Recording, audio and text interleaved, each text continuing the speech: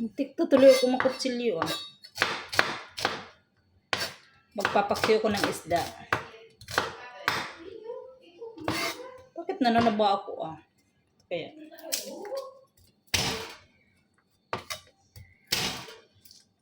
Magpapaksiyo ako ng isda na binili ko kanina.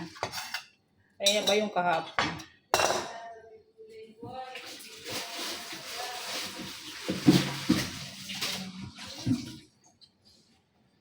Ito yung binili ko. Papaksiwin ko lang siya. Ouch!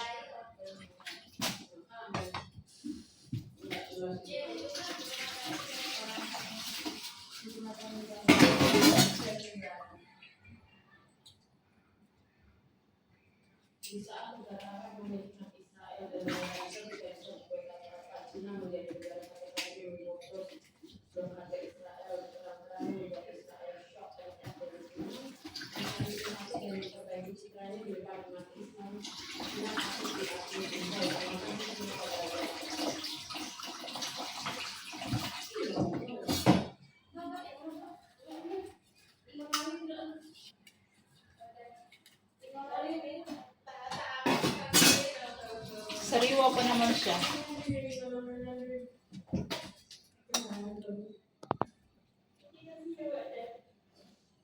Sariwa pa yung isda.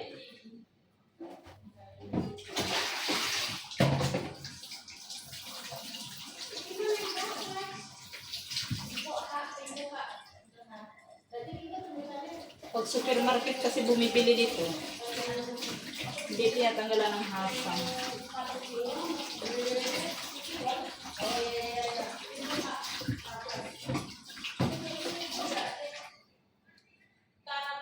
Hindi tinatanggalan ng hasang kapag sa supermarket bumibili, kapag sa palengke ng Manuwit Market, tinatanggalan nila ng hasang. Hiwain ko siya. Lilitan ko lang para 2 araw ko na ulam.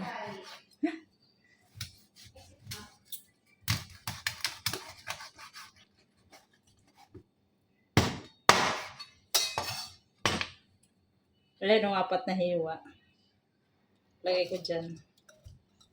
Lagyan ko ng sangkap. Nilagyan ko na yan ng ano.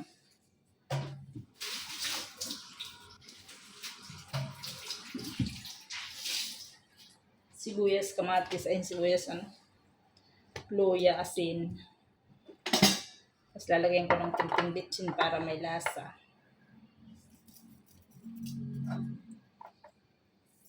Masyado baka magparak din.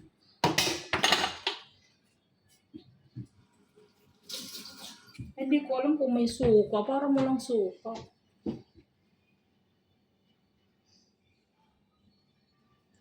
Wala nga suka. Paksi walang suka. Tuyo na lang ilagay. Ito. Pat pala, pinirito ko na lang. Kunti lang, kaya nilagyan ko ng asin.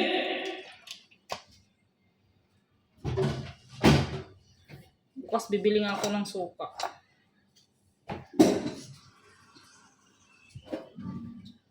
Walang lasa nito, walang suka. Masarap to pag may suka eh.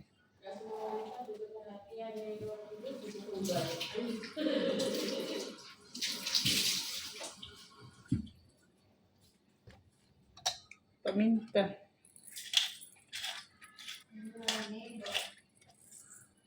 Kalimutan ko bibili ng suka.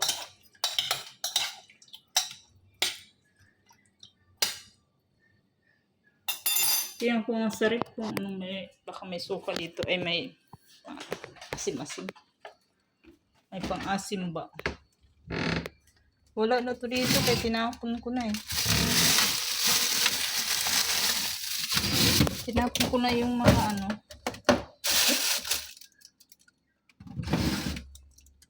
Nalagyan ko ng talong. Oo, nalagyan ko ng talong. Lalagay ko sa ibabaw. Parang adobo na rin.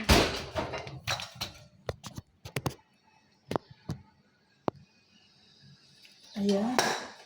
Good idea.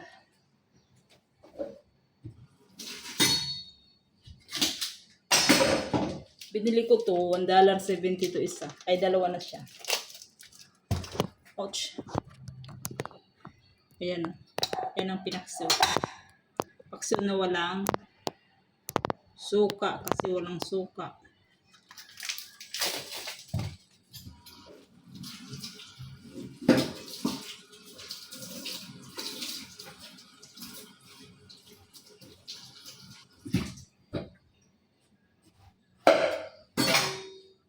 Grabe, ang ganda ng talong.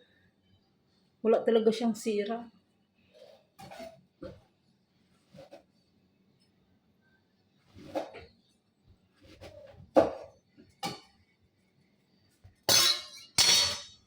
Ilalagay ko to sa ibabaw para magkaroon ng lasa yung isda.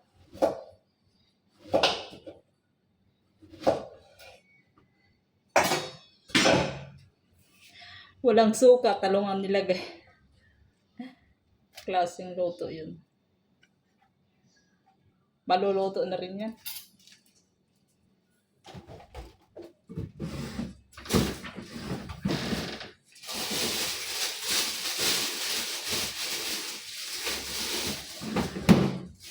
Lagyan ko ng 2 siling na buhay.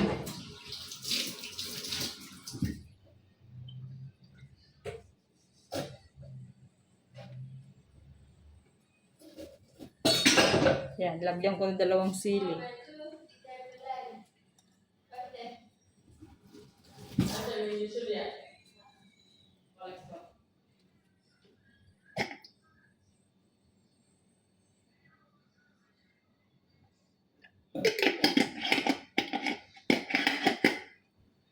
Tingnan natin. I-ano ko na. Sasalang ko na. Ayun. Pag naluto yan, masarap yan kasi may talong.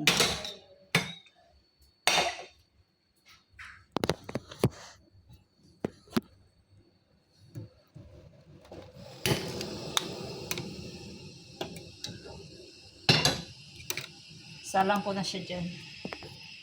Tapos tatakipan ko kayo para kumulo. So, yan lang muna.